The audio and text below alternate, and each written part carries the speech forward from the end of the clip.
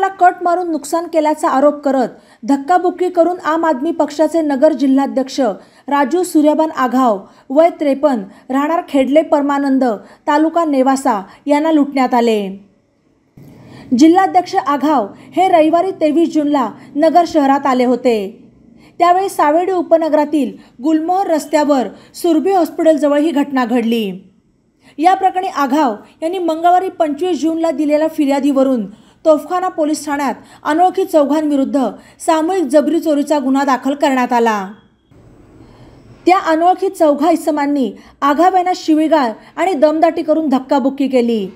तसेच त्यांच्या शर्ट आणि पॅन्टच्या खिशातील सुमारे 18 ते 19,000 रुपयांची रोख रक्कम दमदाटी करून काढून घेतली।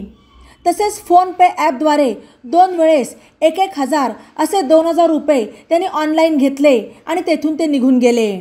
दरम्यान सदरचा प्रकार रविवारी घडला असून आघाव यांनी मंगळवारी पोलिसात फिर्याद दिली। अधिक तपास सहाय्यक पोलीस निरीक्षक मुजावर करत आहेत। ई नवा मराठा यूट्यूब चॅनलला सबस्क्राईब करा आणि बेल आयकॉनवर प्रेस करा।